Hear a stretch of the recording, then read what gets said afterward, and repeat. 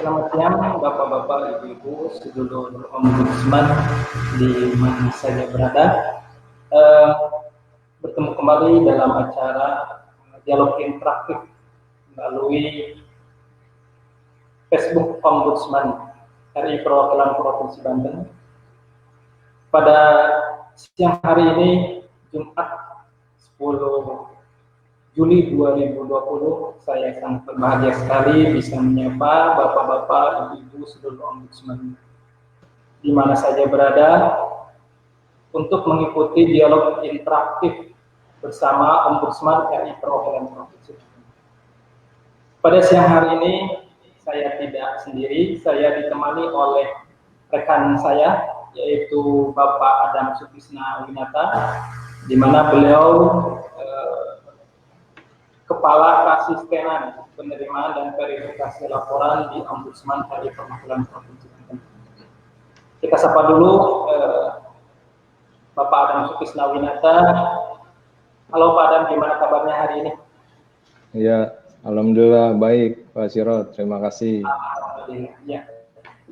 Mungkin untuk lebih mengakrabkan pada kesempatan kali ini saya panggil saya dengan Kang Adam, Pak ya. Ya, siap. Baik, saya juga boleh ya panggil jadi Kang Sirot. Siap.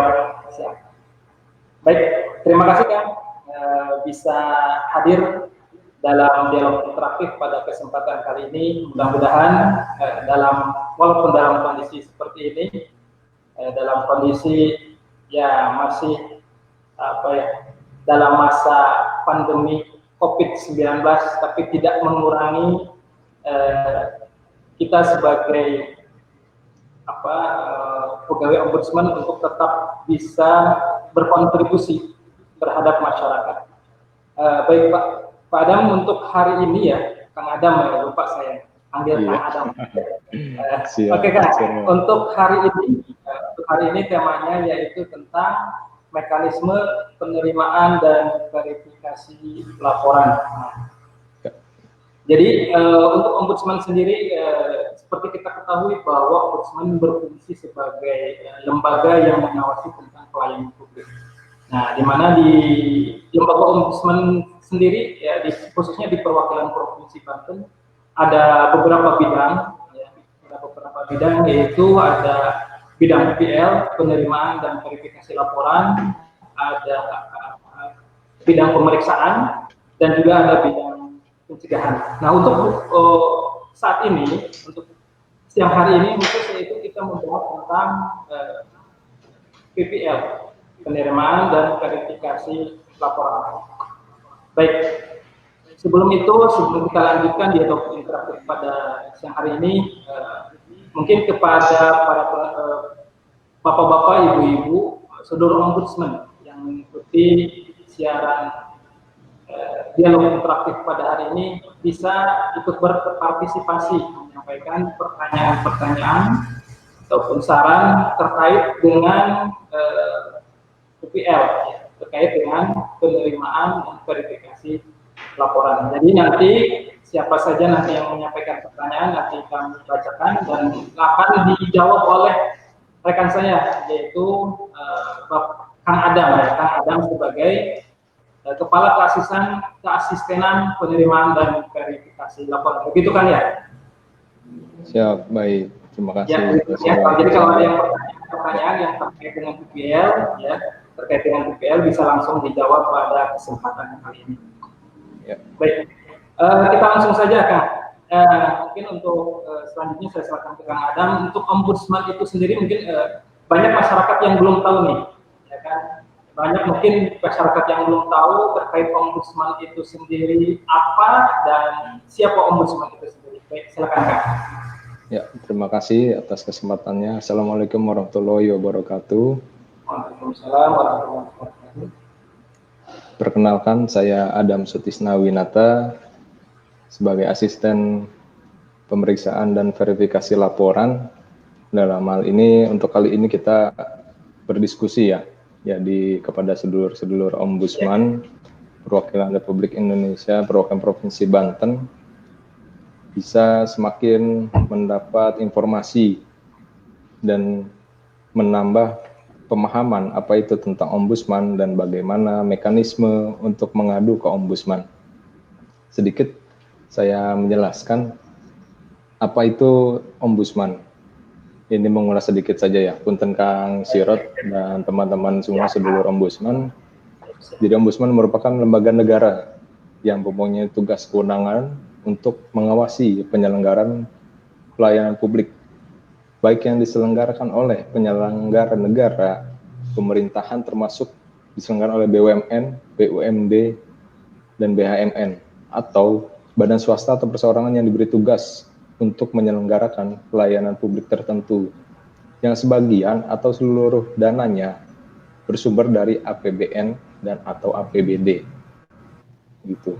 Jadi tercantumnya itu di pasal 1 Undang-Undang Nomor 37 Tahun 2008 tentang Ombudsman Republik Indonesia. Jadi ombudsman posisinya sebagai lembaga negara yang didukung oleh undang-undang dalam penyelenggaraan pelayanan publiknya. Begitu Kang Sirot.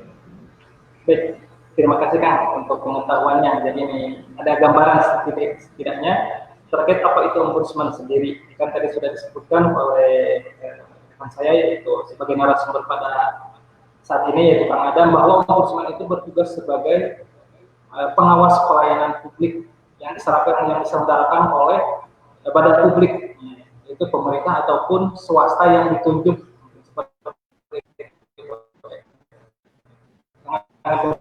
Ya.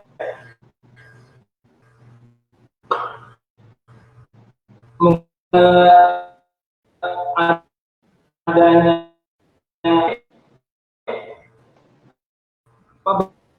berkaitan dengan publik dengan maladanya laporan itu terkait. Halo kan?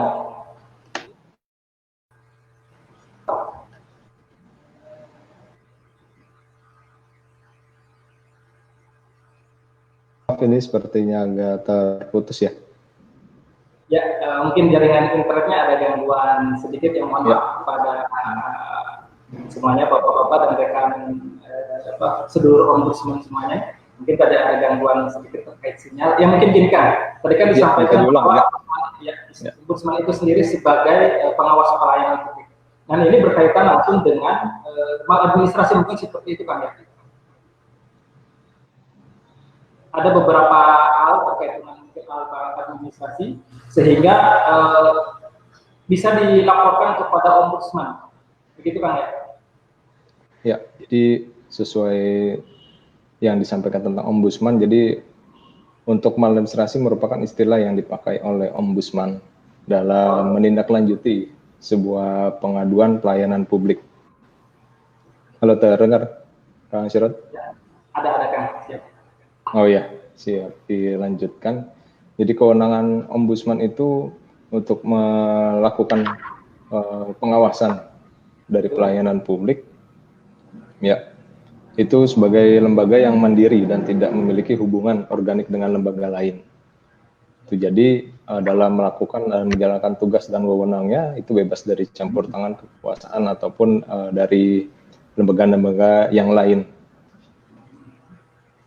Jadi jangan takut kan ya, bahwa ombudsman itu terkait independensinya itu terjamin, ya kan? Karena memang di dalam bekerja itu sangat independen, tidak memihak kepada siapapun. Nah, seperti itu. Baik, untuk selanjutnya kan, tadi mungkin sekilas tentang ombudsman kan ya, sekilas tentang ombudsman, apa itu ombudsman untuk pengetahuan untuk semuanya, termasuk saya sendiri. Mungkin kita langsung saja kepada tema pada siang hari ini, yaitu tentang mekanisme penerimaan dan verifikasi laporan. Mungkin bisa diterangkan dulu seperti apa sih kan mekanisme penerimaan dan verifikasi laporan di Ombudsman RI. Ya, baik. Terima kasih. Sebelumnya saya menambahkan sedikit ini Kang Sirot dan teman-teman seluruh Ombudsman terkait tugas dan fungsi. Gitu. Untuk Ombudsman sendiri itu bertugas diantaranya menerima laporan atas dugaan maladministrasi dalam penyelenggaraan pelayanan publik, Selanjutnya itu melakukan pemeriksaan substansi atas laporan yang disampaikan ke kami, ke Ombudsman. Selanjutnya itu menindaklanjuti laporan yang tercakup dalam ruang lingkup kewenangan Ombudsman. Selanjutnya itu melakukan investigasi atas prakarsa sendiri terhadap dugaan maladministrasi dalam penyelenggara pelayanan publik. Selanjutnya melakukan koordinasi kerjasama dengan lembaga-lembaga lain, lembaga negara atau lembaga pemerintahan yang lainnya, serta lembaga kemasyarakatan ataupun perseorangan kita dimungkinkan juga untuk melakukan koordinasi dan kerjasama. Selanjutnya itu membangun jaringan kerja. Selanjutnya juga dapat melakukan upaya pencegahan maladministrasi dalam penyelenggaraan pelayanan publik. Selanjutnya itu melakukan tugas lain yang diberikan oleh undang-undang. Melihat dari tugasnya dan fungsinya itu, dia tetap mengawasi penyelenggaraan pelayanan publik yang diselenggarakan oleh penyelenggara negara, baik yang di pusat ataupun daerah. Kalau untuk di kita perwakilan Banten, ruang lingkupnya 1 provinsi Banten, itu di 4 kabupaten kota, itu kita mempunyai kewenangan untuk mengawasi penyelenggara pelayanan publik di wilayah provinsi Banten. Nah, selanjutnya terkait dengan tema kita, mekanisme PVL atau penerimaan dan verifikasi laporan, itu sebelumnya saya bisa menyampaikan kita dibagi menjadi 2 tahapan. Untuk melaporkan sendiri pun tata caranya memang sangat mudah. Jadi teman-teman sedulur Ombudsman sekalian itu sebelumnya bisa melihat kondisi di daerahnya masing-masing terkait penyelenggaraan pelayanan publiknya untuk di berbagai bidang. Saya melihat apakah memang ada dugaan maladministrasi dalam penyelenggaraan pelayanan publiknya yang diselenggarakan oleh di tingkat level provinsi ataupun kabupaten kota, ataupun ada BUMD atau BUMN atau badan swasta atau perorangan yang diberi tugas menyelenggarakan pelayanan publik tertentu yang dananya dari APBN atau APBD. Begitu.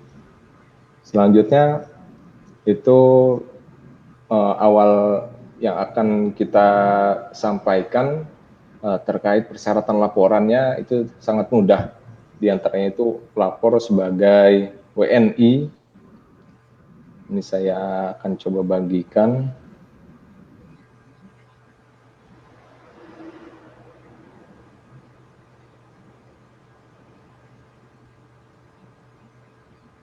Ada slide-nya, Kak? Iya, saya mencoba membuka slide-nya dulu.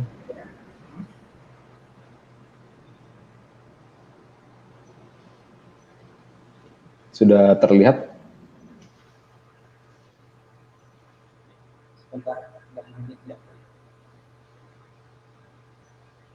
Sudah, Kak. Sudah. Jadi di sini bisa dilihat bersama-sama mengenai verifikasi syarat formil. Jadi ada 2 untuk alur atau mekanisme dari pengaduan ke Ombudsman. Ada verifikasi formil dan material. Jadi yang pertama kita ke verifikasi formil dahulu ya. Yang bertujuan itu untuk memastikan laporan yang disampaikan kepada Ombudsman telah memenuhi syarat formil. Ini sesuai dalam pasal 24 Undang-Undang 37 tahun 2008 tentang Ombudsman.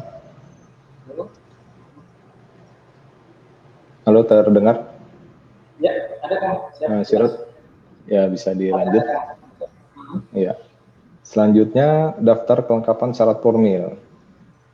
Ini ada beberapa diantaranya itu fotokopi identitas yang masih berlaku, fotokopi pemberi kuasa apabila pelapor yang diwakilkan, surat kuasa asli bila mana pelapornya itu bukan korban langsung.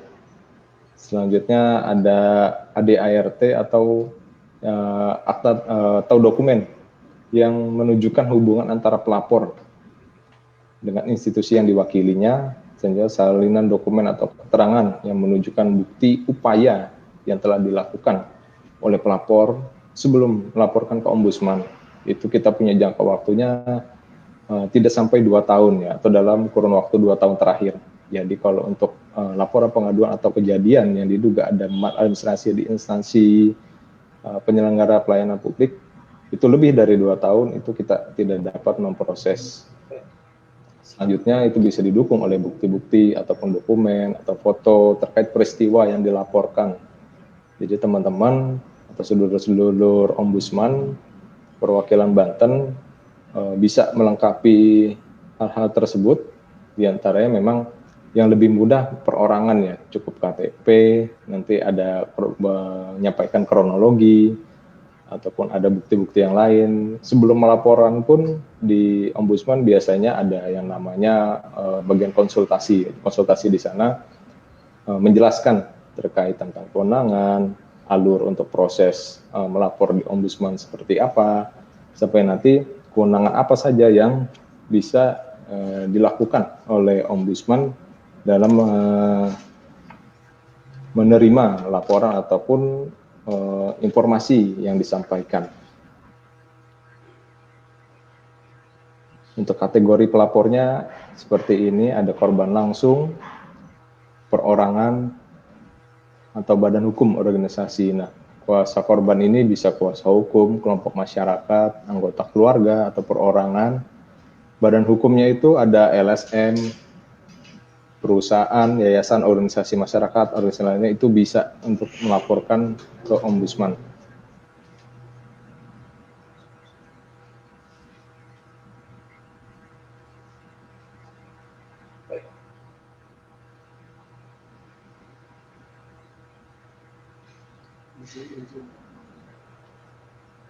Oke, selanjutnya saya lanjut, Kang Sirot.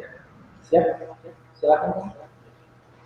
Kriteria pelapor yang laporannya tidak dapat ditindaklanjuti itu ada WNA dan bukan penduduk yang memang bukan warga negara Indonesia, itu instansi pemerintah.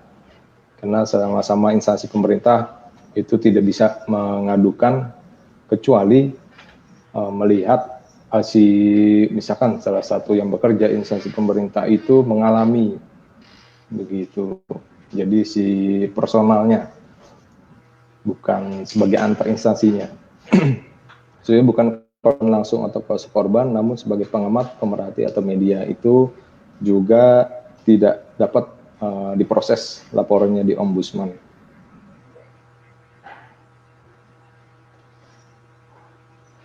Selanjutnya mengenai kewenangan atau bukan kewenangan itu kita melihat ini lebih ke teknis ya.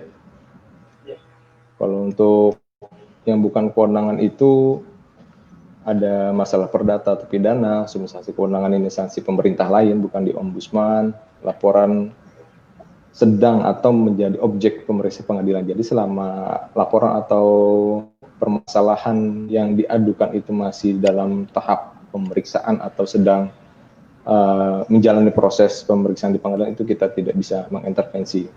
Itu karena memang pengadilan ada kewenangan hakim tersendiri untuk memutus suatu permasalahan. Selanjutnya substansi laporan sedang atau ditindaklanjuti oleh Ombudsman. Itu juga tidak bisa karena masih menunggu penyelesaian prosesnya di Ombudsman. Selanjutnya pelapor memenuhi kriteria sebagai pelapor yang laporan tidak ditindaklanjuti oleh Ombudsman. Itu nanti di bagian tim PVL itu masuknya ke bagian formil. Kalau untuk materialnya itu di antara sudah masuk pada substansi permasalahannya.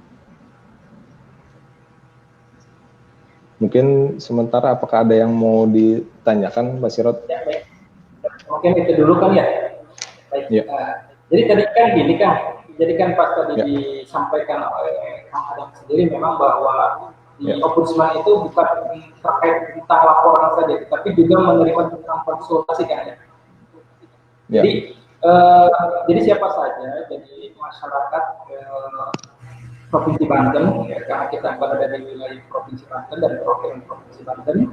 Jadi siapa saja yang ingin berkonsultasi bisa langsung datang ke Ombudsman, seperti itu ya kan. Ya. Jadi tidak langsung membuat laporan, bisa saja nanti dari pihak Ombudsman sendiri bisa mengarahkan harusnya kemana dan bagaimana, mungkin bisa seperti itu ya kan. Ya, betul.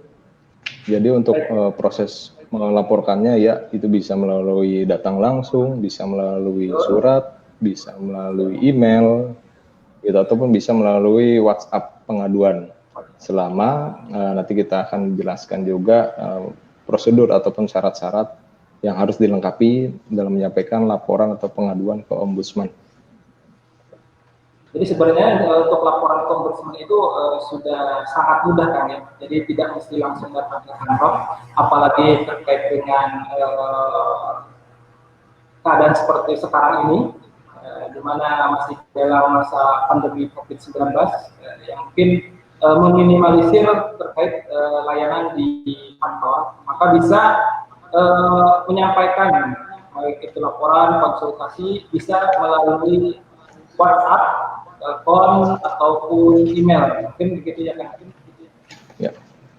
Jadi sangat mudah sekali.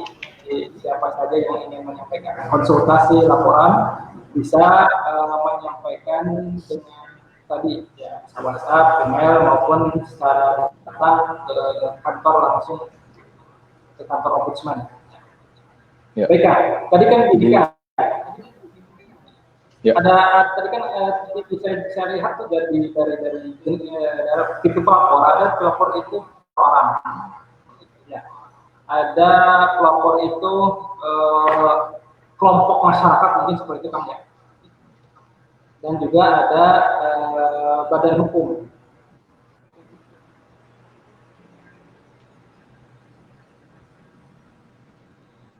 Nah, dari dengan adanya kategori pelapor yang 3 ini kan berarti kan ada perbedaan syarat seperti itu kan ya. Jadi ada perbedaan syarat-syarat yang harus dipenuhi seperti tadi yang disampaikan oleh Kang Adam. Kalau pelapor perorangan itu syaratnya apa saja? Kalau pelapor itu keluarga korban, kuasa korban bisa siapa saja, ataupun atas nama kelompok masyarakat bisa, ataupun atas nama badan hukum di sini bisa ASN, perusahaan, yayasan, organisasi, yayasan, organisasi masyarakat, organisasi lainnya kan seperti itu. Nah, kini kan untuk kadang kan gini, ada seseorang yang melapor itu, nah melapor itu mereka itu hanya pengamat lah, seorang pengamat kan.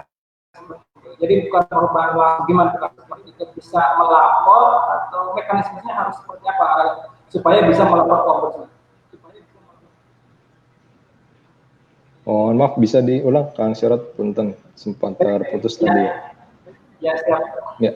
Mungkin saya coba ulangi lagi bahwa memang terkait tadi yang pelapor itu ada perorangan, ada badan hukum. Ada juga memang yang kalau memang dia itu hanya pengamat, mungkin pengamat itu terkait apa seperti itu terus dia melaporkan. Nah, supaya laporan diterima itu di Ombudsman, seperti apa sih Kak langkah-langkahnya yang harus dipenuhi oleh orang tersebut gitu? Ini bisa disambil dia lanjut.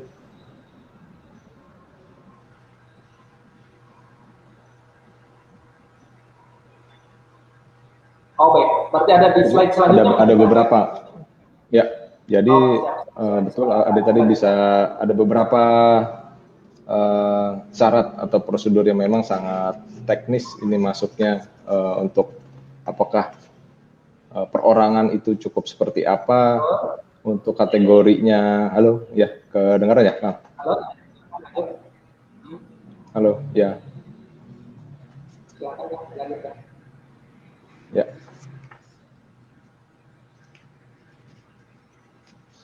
Kedengaran Kang Syarat? Jelas kan? Ya, silakan. Oh jelas, siap.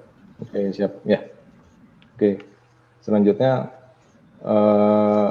ada yang beberapa perbedaan kalau dari kita melihatnya itu bahwa memang untuk selain perorangan, misalkan kayak kuasa korban ataupun badan hukum, organisasi dari LSM ataupun organisasi masyarakat yang lainnya, itu ada juga kita contoh misalkan dari kuasa hukum itu dia harus melampirkan kartu tanda advokat, gitu. Ada tetap yang lainnya ada rinciannya. Untuk sebagai kuasa hukumnya itu dia KTP, kartu tanda advokat dia harus lengkapi juga.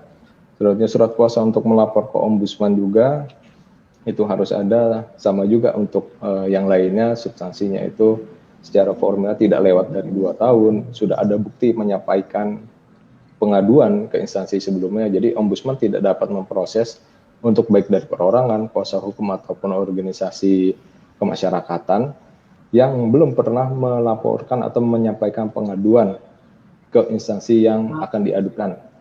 Jadi memang itu salah satu yang jadi pegangan dari ombudsman, bahwa aduannya ini instansinya sudah tahu bahwa ada masyarakat ataupun ada kuasa hukum ataupun ada organisasi masyarakat yang melakukan pengaduan tapi tidak direspon, baru dapat disampaikan pengaduannya ke ombudsman. Begitu. Untuk kelompok masyarakat itu identitas dari si organisasinya, ada ADART juga, ada KTP atau surat pernyataan juga untuk melapor ke ombudsman yang ditandatangani oleh ketua ataupun pengurus dari organisasi tersebut. Itu sekurang-kurangnya ada 3 anggota kalau dari LSM gitu. Demikian Mas Sirot. Jadi memang ada perbedaan-perbedaan kan ya, terkait dari segi persyaratan, kalau pelaporannya korban langsung atau perorangan seperti apa. Kalau kuasa korban mungkin ditambahkan dengan surat kuasa seperti itu kan ya. Kalau badan hukum mungkin ada RT seperti itu. Baik. Selanjutnya kan terkait mungkin syarat formil itu sendiri kan. Syarat formil mungkin lebih kepada administratif seperti KTP dan segala macam. Adakah aturan bagaimana ketika memang si pelapor ini tidak membuat laporan kepada ombudsman, tapi tidak menyertakan syarat-syarat formil tadi, seperti itu Pak? Ya. Kalaupun ada yang belum lengkap, biasanya ombudsman atau dari tim PVL menyampaikan hasil verifikasi formilnya. Apakah dari laporan yang disampaikan itu ada kekurangan atau sudah cukup dari untuk kelengkapan sebagai syarat mekanisme dari proses di PVL ombudsman. Kalaupun ada kekurangan kelengkapan, itu biasa kita dapat bersurat, itu menyampaikan surat tertulis ataupun bisa melalui telepon. Jadi kita bisa banyak cara untuk mengantisipasi apabila di beberapa upaya yang kita lakukan itu tidak dapat tersampaikan informasinya kepada para pelapor ataupun masyarakat. Ini juga kepada teman-teman dan seluruh ombudsman dapat merahasiakan laporan tertentu yang memang itu diperlukan dalam menyangkut masalah yang diadukan ya ke ombudsman.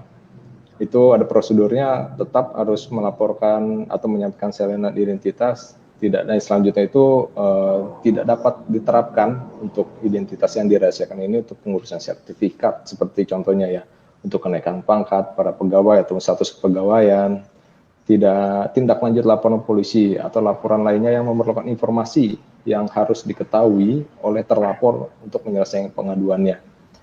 Jadi itu yang dapat menghambat ombudsman kalaupun ada dari pemohon atau nanti dari para pelapor yang ingin menyampaikan laporannya itu ingin dirahasiakan, tapi karena itu urusannya perseorangan gitu. Jadi ini untuk mempermudah, karena ya harus si yang bersangkutan yang memang punya masalah dan yang dilaporkannya instansinya itu mereka memang si datanya dia sendiri gitu, bukan data orang lainnya. Selanjutnya dalam situasi verifikasi formil dapat dilakukan mengesampingkan upaya pelapor kepada instansi lapor atau atasannya. Itu memang kita melihat kondisi dan itu sudah nanti keputusan bersama-sama apakah memang identitas dari pelapor yang melaporkan ini terkait kasus tertentu itu dapat dirahasiakan atau tidak. Begitu. Untuk selanjutnya ini yang penutupan, apabila PVL atau dari ombudsman sudah menyampaikan secara tertulis untuk meminta kelengkapan data kepada pelapor namun belum juga dilengkapi, maka laporan dinyatakan ditutup. Itu ada jangka waktunya kurang lebih 60 hari kalender kerja gitu, dan akan dibuatkan berita acara penutupan laporan masyarakat berarti tidak memenuhi syarat formil. Apabila kemudian hari pelapor menyampaikan kelengkapan sebagaimana data diminta namun sudah lebih dari 60 hari itu dijadikan laporan baru lagi gitu dan memperoleh nomor agenda laporan baru begitu. Jadi pelapor ya harus kembali menyampaikan berkas laporan kepada Ombudsman sebagaimana tata cara laporan baru gitu. Jadi kalau sudah lewat 60 harinya itu ya ikut prosedur dari awal lagi begitu. Baik, oke. Tadi kan terkait yang dirahasiakan ya. Saya coba lihat dulu terkait yang dirahasiakan. Jadi memang pelapor itu bisa dengan ketika melakukan laporan ke Ombudsman itu dia meminta datanya itu untuk dirahasiakan. Seperti itu Bang ya. Tetapi mungkin dalam kasus-kasus tertentu. Ketika memang dia terkait dengan personal laporannya mungkin itu tidak bisa dirahasiakan. Mungkin seperti itu Bang ya. Ya. Baik, silakan dilanjutkan. Ya, selanjutnya ini masuk ke mekanisme pencabutan laporan. Ini laporan yang ke Ombudsman pun ada juga yang bisa mencabut itu dari pelapornya menyampaikan surat pernyataan pencabutan secara tertulis ke Ombudsman ataupun secara bisa by telepon atau by email via alat komunikasinya itu jalan jangka waktunya tidak dipenuhi petugas PPL menyusun surat keterangan pencabutan laporan begitu lalu masuk untuk di internal kita ke arsip berkas laporannya itu dimungkinkan dalam jangka waktunya 14 hari begitu. Nah ini laporan awal arahnya dari laporan masyarakat itu nanti kita bisa melihatnya lengkap dan tidak lengkap gitu. Kalau tidak lengkap nanti akan dihubungi dalam jangka waktu 2 hari, tidak melengkapi itu nanti akan mendapatkan surat bisa nanti berupa email, bisa surat tertulis ataupun dihubungi kalau memungkinkan untuk bisa dihubungi secara langsung. Itu kita menunggu jangka waktunya 30 hari. Kalau lengkap nanti selanjutnya setelah formil itu masuk ke syarat material. Ini lebih mendalam lagi proses yang akan dilakukan oleh tim PVL penerimaan dan verifikasi laporan di Ombudsman. Itu kalau tidak dalam jangka waktunya itu by telepon misalkan itu melengkapi itu bisa langsung juga syarat formil. Untuk yang terdapat data ini tertulis itu biasa disampaikan juga keterangannya dalam jangka waktu 30 hari apabila Bapak Ibu yang melaporkan tidak melengkapi itu tidak akan kita lanjutkan atau tidak bisa kita proses begitu. Jadi kalau memang tidak melengkapi langsung ditutup seperti itu kan ya? Ya. Dalam jangka waktu tertentu setelah ditelepon, setelah disurati. Jadi kalaupun ada pelapor yang belum lengkap, mungkin nanti dari pihak Ombudsman sendiri akan memberitahukan lebih lanjut terkait kekurangan-kekurangan yang itu seperti itu kan ya, baik itu melalui telepon, email, ataupun surat seperti itu. Ya. Tapi kalau kita langsung mungkin bisa diberitahukan pada saat itu juga, ketika kalau memang cara pelaporannya langsung datang ke kantor. Jadi seperti itu kan ya. Ya betul.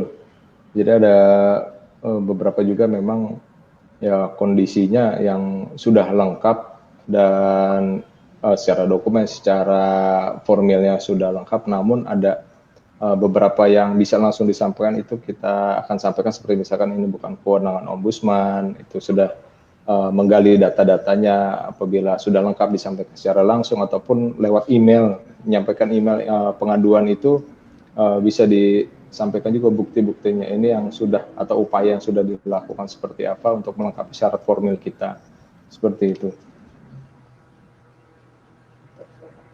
Mungkin agak tadi ke slide yang sebelumnya kan, saya yang terkait dengan bahwa laporan itu tidak lebih dari 2 tahun. Nah, yang disebut lebih dari 2 tahun itu terkait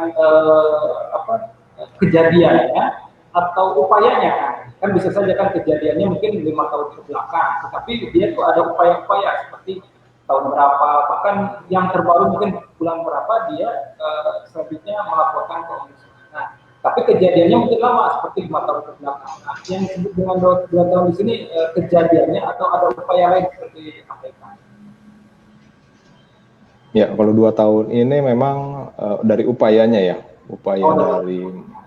upayanya itu tidak lebih dari 2 tahun. Jadi kalaupun dari sekarang 2018 lah bisa kita prosesnya.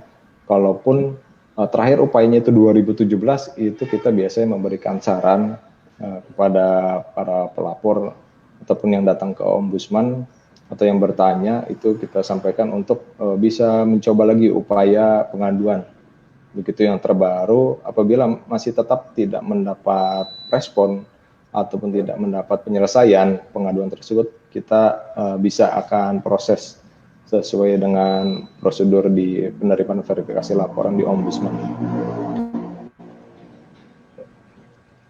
Seperti itu ya, bahwa memang jelas bahwa memang terkait yang tidak melebihi 2 tahun itu ya upaya yang dilakukan yang mungkin.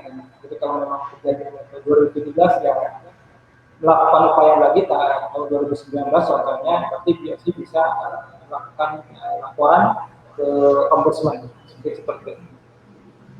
Baik, selanjutnya kan tadi kan bahwa di awal sudah disampaikan bahwa pelayanan publik itu bisa oleh instansi pemerintah ataupun badan swasta yang ditunjuk. Nah, mungkin bisa diberikan contoh kan terkait badan swasta mungkin dari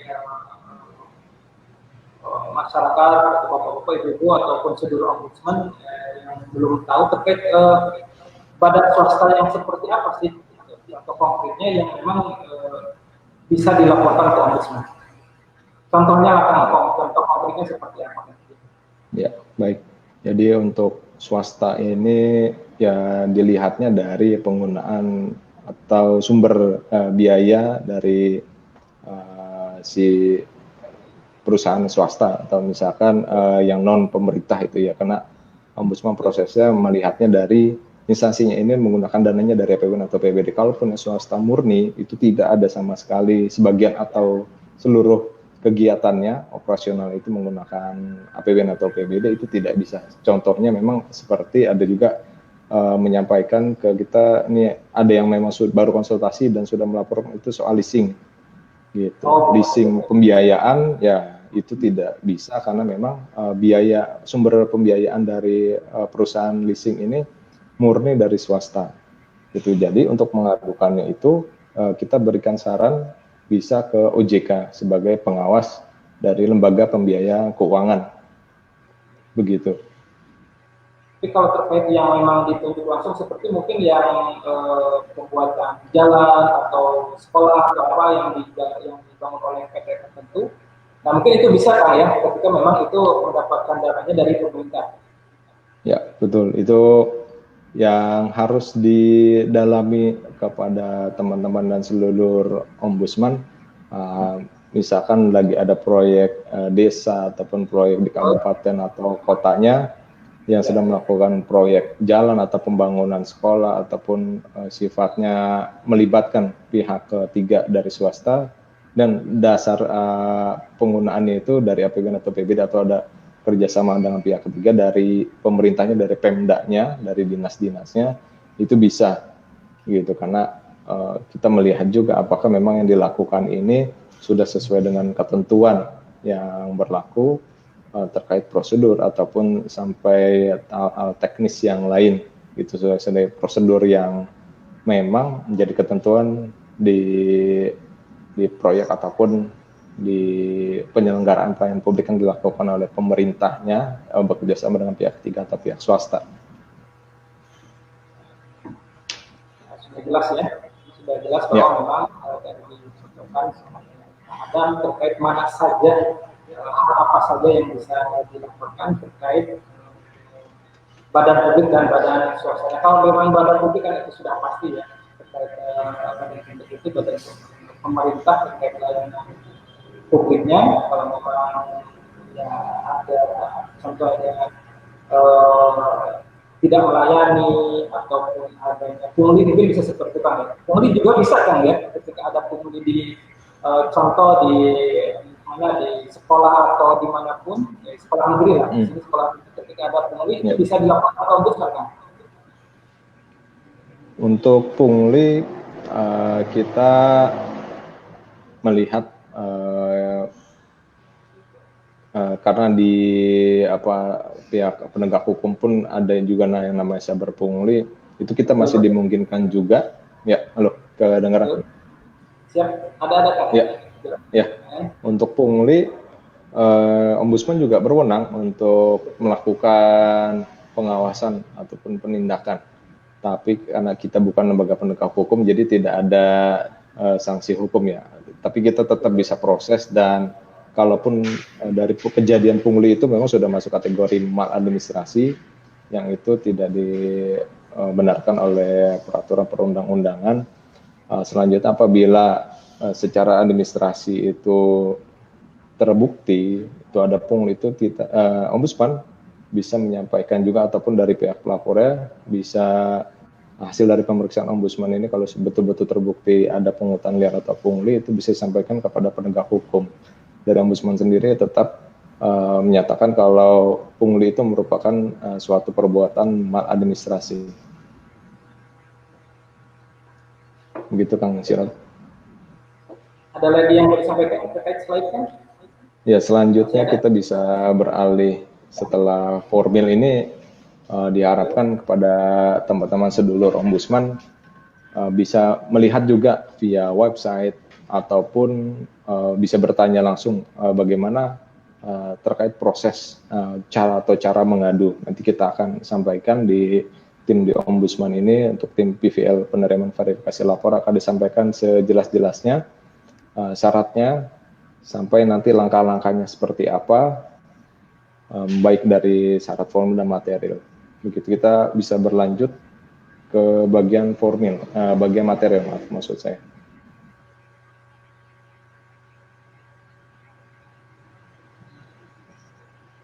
Nah, verifikasi syarat material laporan ini kita tetap berdasar pada laporan yang disampaikan kepada Ombudsman itu harus mengenai permasalahannya yang luang lingkup pelayanan publik sebagaimana diatur dalam Undang-Undang Nomor 37 Tahun 2008 tentang Ombudsman dan Undang-Undang Nomor 25 Tahun 2009 tentang pelayanan publik.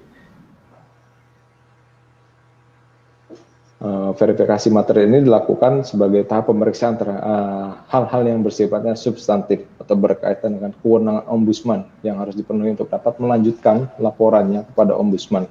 Itu untuk bisa ditindaklanjuti ke proses selanjutnya. Nah, di sini ada 7 item.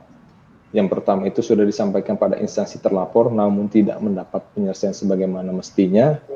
Ini juga salah satu yang harus dilakukan dulu pada teman-teman sedulur Ombudsman untuk bisa diproses laporannya secara material nanti di Ombudsman. Selanjutnya tidak sedang dan telah menjadi objek pemeriksaan pengadilan.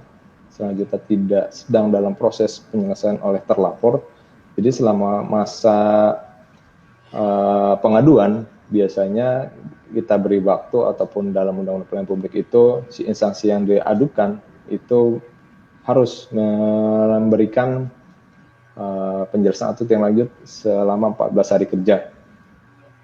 Kalaupun dalam masa 14 hari kerja itu sedang ada tanggapan, sedang ada proses, itu tidak bisa kita proses. Kalaupun dalam masa lewat 14 hari itu tidak direspon oleh si instansi yang diadukan, itu bisa dilakukan proses pemeriksaannya di Ombudsman.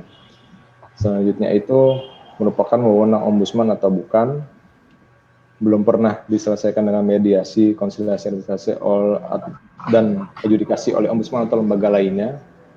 Selanjutnya substansi yang sama belum pernah dilaporkan oleh pelapor kepada Ombudsman yang baik di pusat di Jakarta ataupun di perwakilan. Itu jadi ya tidak bisa 2 kali substansi yang sama ya. Misalkan kalau instansinya boleh, tapi substansi yang dilaporkan ini ya bisa berbeda lah tiap kasus ataupun tiap orang yang mengalami. Tapi intinya tidak bisa mengenai hal yang sama di instansi yang sama, begitu. Peristiwanya masuk lagi dari keputusan terakhir terlapor, upaya terakhir pelapor itu belum melampaui 2 tahun. Gitu. Jadi peristiwanya ataupun dari terjadinya suatu keputusan dari instansi itu tidak boleh melampaui 2 tahun dari terakhirnya, begitu. Sampai sini ada yang mau ditanyakan dari Sirot ataupun dari teman-teman semua? Jadi kalaupun ada yang belum jelas bisa disampaikan pertanyaan. Sekali lagi mungkin kepada bapak-bapak, ibu-ibu, seluruh ombudsman yang ingin berpartisipasi menanyakan terkait dengan materi pada hari ini, mekanisme penerimaan dan verifikasi laporan, bisa langsung disampaikan melalui Facebook Ombudsman. Nanti pertanyaan yang disampaikan nanti akan kami bacakan, saya bacakan, dan selanjutnya akan dijawab oleh Kang Adam sebagai narasumber pada dialog interaktif siang hari ini. Baik kan, tadi terkait dengan syarat material kan ya, syarat material tadi di awal tadi sudah disampaikan terkait syarat formil, ya, bahwa perorangan seperti apa, badan hukum seperti apa, kalau satu hukum seperti apa. Ini terkait syarat materialnya. Nah, syarat material ini di sini saya lihat tadi ada beberapa item, yaitu 7 item yang disampaikan. Nah, di sini ada terkait dengan tidak sedang dalam proses penyelesaian oleh terlapor. Maksudnya gimana Kak? Apakah tahu bahwa pelapor itu dalam proses atau hanya menunggu 14 hari saja Kak? Atau seperti apa? Ya, biasanya umumnya yang ada beberapa itu sedang melakukan pengaduan tertulis itu sedang masa tunggu 14 hari diberikan hak untuk merespon ataupun melakukan tanggapan.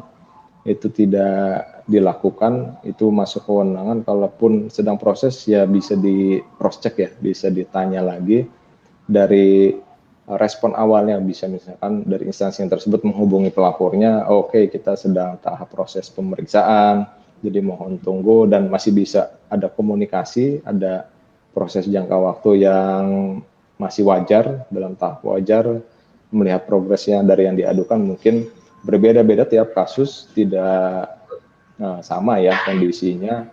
Ada yang memang diperlukan jangka waktunya itu sebentar, hitungannya hari, mungkin ada proses yang sampai hitungannya mungkin bisa bulanan. Itu tergantung lagi nanti terkait kategorinya, misalkan ada laporan ataupun persoalannya ini masuk ke kategori ringan kah, atau sedang kah, atau yang berat kah gitu.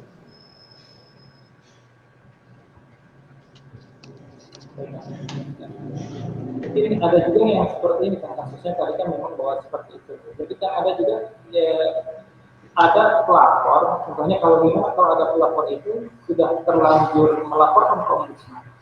Nah, setelah 14 hari, tapi ternyata setelah beberapa hari kemudian pelapor itu menyampaikan ternyata sudah mendapatkan jawaban gitu terkait apa yang disampaikan pelapor kepada instansi. Nah, di ombudsmannya itu sendiri seperti apa kalau memang ada kejadian seperti itu. Jadi dia sudah 14 hari lebih dari melapor ke ombudsman, terus pada hari ke-30 harinya contohnya atau 20 harinya dia mendapatkan jawaban dari instansi. Nah, di ombudsmannya itu sendiri kalau ada laporan yang seperti itu bagaimana? Kalau ternyata sudah bisa diselesaikan, itu kita tidak bisa lanjutkan karena prosesnya ya sudah diselesaikan oleh instansi yang diadukan, dan ombudsman juga memang mendorong kepada instansi penyelenggara pelayanan publik itu untuk bisa menyelesaikan sebelum sampai ke ombudsman. Jadi kita menghargai proses di sana dan memberikan kesempatan. Tapi umumnya ada juga yang begitu, dan kadang-kadang pun sampai harus diadukan lagi ke ombudsman, misalkan sudah jangka waktunya ini dari terakhir tanggal 1 misalkan di bulan ini, di bulan Juli, tapi sampai 1 Agustus misalkan itu belum ada kabarnya lagi. Dan ketika dihubungi misalkan by surat lagi, itu belum ada respon, ditelepon juga ke instansinya tidak merespon lagi. Jadi tidak ada kejelasan apakah hal yang diadukan, suatu permasalahan yang diadukan itu sudah selesai atau belum. Untuk penyelesaiannya biasanya memang bisa melalui tertulis ataupun by telepon ya, untuk kategori yang laporannya ini atau persoalannya tidak memerlukan harus yang formil gitu. Selama sudah terpenuhi, misalnya permohonan ataupun membuat apapun itu sudah selesai, ya sudah. Jadi selama komunikasinya ada dari pihak yang instansi yang diadukan dengan si pelapor atau masyarakat yang melaporkan, itu ombudsman tidak bisa memproses ke proses tahap pemeriksaan selanjutnya karena sudah diselesaikan begitu. Untuk selanjutnya kan, mungkin tadi kan terkait dengan 14 hari dimungkinkan nggak atau ada permasalahan apa tertentu yang memang itu tidak harus menunggu 14 hari kan? Jadi tadi kan secara aturan memang harus 14 hari menunggu dari jawaban dari lapor dulu dan seperti itu. Anda ada mungkin kasus-kasus tertentu yang memang itu bisa mengesampingkan yang 14 hari itu. Mungkin ada kasus yang seperti apa pelapornya? Ada nggak? Ya, kita ada mekanisme respon cepat ombudsman, itu memungkinkan untuk ombudsman melakukan respon cepat ataupun tindakan cepat demi suatu permasalahan yang memang perlu respon atau penyelesaian lebih cepat. Itu ombudsman punya mekanisme yang namanya RCO, reaksi cepat ombudsman. Itu dimungkinkan juga, ya, jadi kita tetap melihat lagi, mencari tahu informasi awalnya, apakah memang ini kategorinya harus perlu tindakan yang cepat dan urgent penyelesaiannya, atau masih bisa proses yang reguler atau normal seperti biasa, begitu. Mungkin bisa dicontohkan kan jelasnya mungkin seperti apa gitu kan yang memang sudah pernah dilaksanakan di ombudsman dari Provinsi Banten. Ya, untuk RC atau reaksi cepat ombudsman seperti ada PPDB saat ini ataupun di tahun lalu juga PPDB yang perlu mekanisme cepat, itu biasa kita hubungi ke si instansinya langsung ataupun persoalan kesehatan gitu. Kalau yang tadi PPDB bisa di pendidikan, untuk kesehatan penyelenggara rumah sakit atau di puskesmas yang memang kondisinya ini gawat darurat, jadi tidak bisa ditunda, itu kita bisa lakukan respon langsung gitu, selama apa yang disampaikan secara formilnya itu sudah lengkap dan kita yakin bisa kita tindak lanjuti begitu. Oh, jadi memang ada kasus-kasus tertentu atau laporan tertentu yang memang tidak mesti menunggu 14 hari kerja, mungkin yang memang terkait dengan jangka waktu kan ya, jangka waktu pelaksanaan. Contohnya PPDB kan mungkin hanya berapa hari lah pelaksanaannya, ataupun terkait dengan tadi contohnya yang sampaikan terkait kesehatan seperti orang yang masih susah atau memerlukan tindakan langsung seperti itu Pak. Ya, betul. Ada yang disampaikan lagi kan terkait lain? Ya, bisa dilanjut lagi, ini masih ada beberapa yang perlu disampaikan. Ini melihat dari batas kewenangan ombudsman. Ya, selanjutnya itu bukan pelayanan publik, ini kita tidak bisa melampaui itu karena melihat lagi yang tadi ini ada selanjutnya instansi swasta. Gitu, swastanya yang tidak menyediakan penyelenggaraan barang dan jasa yang menjadi misi dari negara, begitu. Yang pure instansi swasta ini yang menjalankan kegiatan swasta murni, anggarannya pun sama, yang penyelenggaraan publiknya tidak melibatkan dengan pemerintah. Selanjutnya kebijakan atau ketentuan peraturan perundang-undangan itu ombudsman tidak bisa melakukan proses pengaduannya. Perbuatan pidana itu karena sudah masuk jalur hukum, itu kita tidak bisa juga memproses kecuali dalam proses pemeriksaan untuk di instansinya kepolisian. Itu ada beberapa yang memang secara administrasi, misalkan proses pemeriksaannya atau proses penangkapannya yang diduga tidak sesuai SOP, itu masih dimungkinkan, tapi kita tetap melihat nanti menggali lagi lebih dalam di sisi materialnya itu apakah memang ini kewenangan ombudsman atau bukan. Selanjutnya ada persoalan perseorang atau perdata, ini sudah kita sarankan biasanya masuk ke jalur pengadilan karena ombudsman ya tidak bisa ya menyelesaikan untuk urusan perdata ya, karena misalkan ada menyangkut waris ataupun yang lain, itu harus ada instansi penegak hukum yang membuatkan ini ya mempunyai kekuatan hukum gitu. Ini informasi juga untuk bisa terlapor bukan swasta kecuali menyediakan pelayanan barang dan jasa yang menjadi misi negara. Jadi misalnya rumah sakit swasta, sekolah swasta, dan jasa pelayanan angkutan bus antar kota ini dicontohkan. Itu biasanya untuk tarif lebaran ya, itu misalkan yang pure swasta, tapi harusnya memang ada yang diatur oleh pemerintah gitu, ini tidak bisa. Jadi ya disampaikan nanti ada pengawasnya, bidang misalnya perhubungan ataupun nanti sekolah swasta itu ke dinas pendidikan swasta, rumah sakit swasta yang pure memang tidak menggunakan BPJS ataupun yang lain, itu ya kita serahkan nanti ke pengawas rumah sakit ataupun instansi yang berwenangnya, gitu.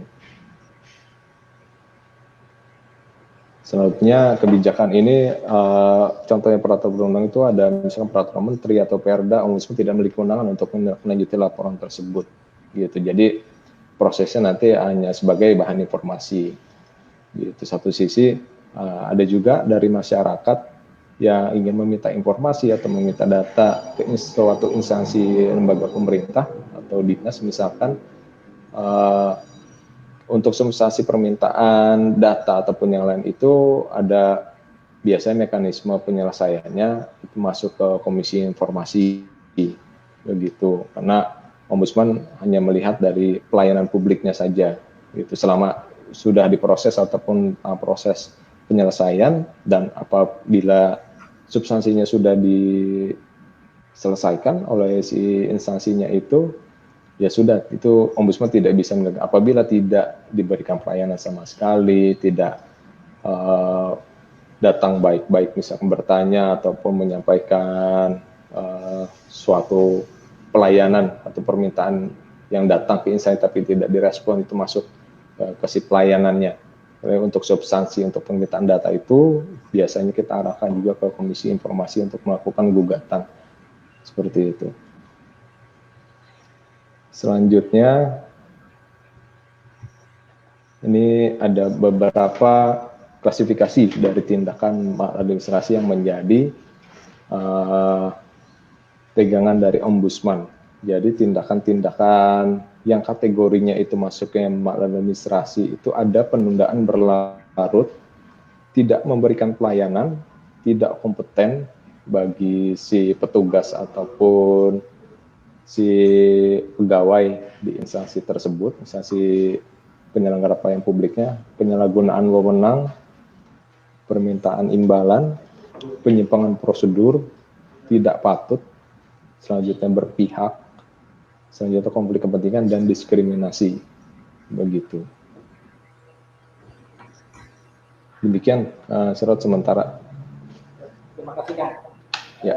Baik, tadi sudah disampaikan, mungkin tidak terasa juga kan waktu kita untuk melakukan dialog interaktif ini selama 1 jam ya, dari jam 13.30 sampai 14.30. Mungkin sebelum ditutup, mungkin tapi ada beberapa hal yang akan saya coba sebelum kita tutup, terkait masalah tadi pelayanan yang dilakukan oleh swasta juga bisa dilaporkan ke Ombudsman ketika itu memang terkait dengan pelayanan barang dan jasa mengenai misi negara kan ya. Seperti tadi contoh di bidang kesehatan, oke, rumah sakit swasta mungkin bisa ataupun pendidikan. Ya. Baik Kang, mungkin ini sambil menunggu apakah ada pertanyaan kayak ini Kang Sirot. Kita juga sambil menunggu, masih ada waktu beberapa ya saat lagi ya. Mungkin dari teman-teman, dari bapak-bapak ibu saudara yang menyampaikan pertanyaan, silakan disampaikan oleh Ombudsman. Dan selain itu Bang tadi bahwa ada beberapa hal ya tadi yang disampaikan Adam terkait klasifikasi tindakan maladministrasi di sini memang banyak lah. Ada yang penundaan berlarut, tidak memberikan pelayanan, terus ada juga permintaan imbalan seperti itu. Jadi permintaan imbalan itu juga bisa dilakukan seperti itu Bang. Ya betul, bisa diadukan. Jadi apabila dari masyarakat, dari seluruh Ombudsman sini melihat kejadian yang diingat-ingat, oh ini merupakan suatu tindakan maladministrasi, diantaranya misalnya tidak kompeten dari petugas atau ada penyalahgunaan ataupun ada permintaan imbalan juga itu tidak bisa yang sesuai dengan aturan, itu bisa dilakukan pengaduan ke Ombudsman. Tapi jangan lupa untuk juga dapat menyertakan bukti-bukti ataupun dokumen-dokumen lainnya dan sudah melakukan pengaduan. Jadi jangan takut kepada teman-teman semua, sedulur-sedulur Ombudsman, Bapak Ibu sekalian, apabila selama kejadiannya itu memang kita bisa memiliki bukti dan pun kita sendiri misalkan mengalami kejadian yang diduga itu maladministrasi kepada kita ataupun kepada saudara kita melihatnya ada kejadian yang tadi disampaikan itu klasifikasi tindakan maladministrasi, itu bisa, jangan ragu-ragu, jangan takut untuk diadukan. Minimal bisa upayanya tertulis gitu. Upaya tertulis nanti ditunggu 14 hari kerja, kalaupun tidak ada respon bisa segera mengadukan ke Ombudsman begitu. Terima kasih kan. Mungkin sebelum kita tutup acara pada hari ini, mungkin ada closing statement yang akan disampaikan oleh Kang Adam. Silakan. Ya, baik. Jadi kepada seluruh Ombudsman, kepada Bapak Ibu sekalian yang menyaksikan live Facebook Ombudsman RI Provinsi Banten, ini terkait penerimaan dan verifikasi laporan di Ombudsman, jangan ragu-ragu dan jangan takut-takut untuk menyampaikan pengaduan kepada kami. Untuk upayanya kami juga sudah memiliki beberapa cara, bisa by telepon, bisa by email, bisa by WA, sekarang sudah bisa melalui medsos juga, selama apa yang disampaikan itu sudah melengkapi atau memenuhi prosedur yang ada di kita secara mekanismenya, secara formil dan material, itu bisa disampaikan. Pengaduan itu jangan takut-takut, jangan ragu-ragu. Untuk konsultasi pun kita siap untuk menerimanya, menyampaikannya, bagaimana, apakah ini masih termasuk kewenangan Ombudsman atau bukan, ataupun kewenangan lembaga lain. Itu kita juga sampaikan arahannya dan masukannya terkait konsultasi. Untuk laporan sendiri, kita berupaya tetap sesuai dengan prosedur yang ada di Ombudsman sendiri, sesuai dengan peraturan Ombudsman.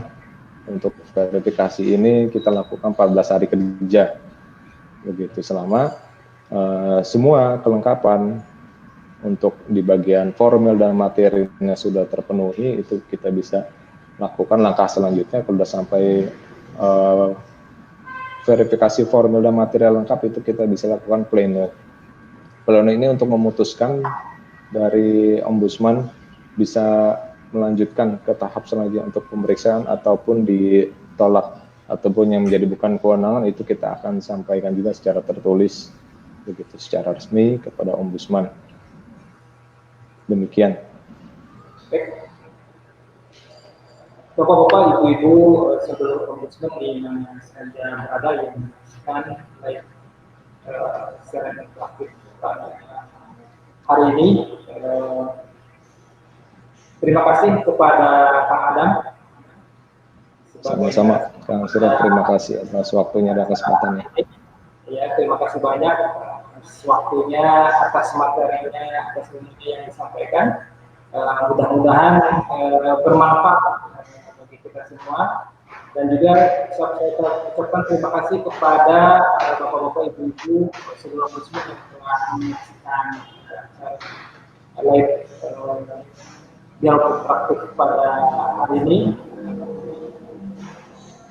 Mudah-mudahan kita selalu diberikan kesehatan dalam keadaan pandemi COVID-19. Mudah-mudahan kita selalu sehat agar kita tetap bisa melaksanakan tugas dan fungsi dari kita sebagai insan Ombudsman RI Provinsi Banten.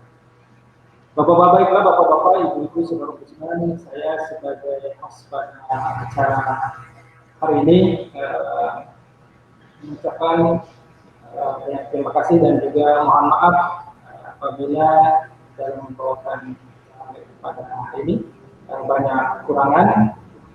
Mudah-mudahan kita diberikan kesempatan untuk bisa berjumpa kembali pada kesempatan lain pada acara live dialog interaktif pada Facebook Ombudsman RI Perwakilan Provinsi.